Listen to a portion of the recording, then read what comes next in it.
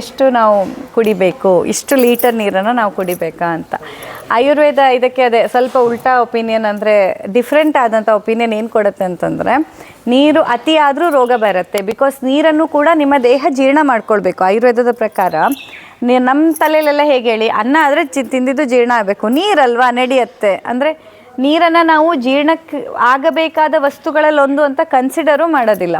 ಆದರೆ ಆಯುರ್ವೇದ ಹೇಳೋದು ಅತ್ಯಂಬು ಪಾನ, ಅತಿಯಾಗಿ ಹೆಚ್ಚು ನೀರು ಕುಡಿಯೋದು ಡಯಾಬಿಟಿಸಿನ ಕಾರಣಗಳಲ್ಲಿ ದಿ ಮೋಸ್ಟ್ ಇಂಪಾರ್ಟೆಂಟ್ ಅಂತ.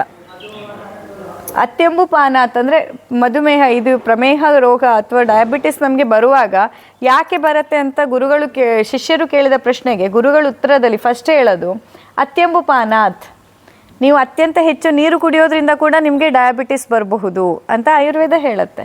ಅದರ ಅರ್ಥ ನೀವು ನೀರೇ ಕುಡಿಬಾರ್ದು ಅಂತಲ್ಲ.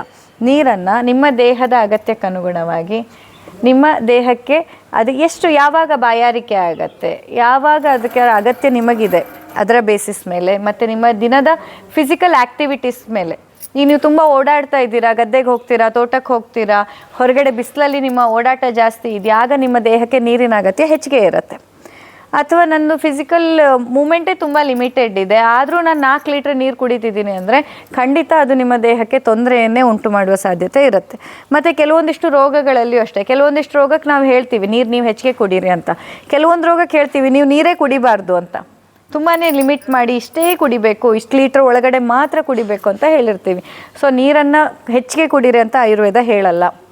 ನಿಮ್ಮ ದೇಹದ ಅಗತ್ಯ, ನಿಮ್ಮ ಬಾಯಾರಿಕೆ, ನಿಮ್ಮ ದೇಹದ ಅಗತ್ಯಕ್ಕನುಗುಣವಾಗಿ ಮಾತ್ರ ನೀವು ನೀರನ್ನು ಕುಡಿಬೇಕು. ಬಿಕಾಸ್ ನೀರು ಕೂಡ ಜೀರ್ಣ ಆಗಬೇಕು.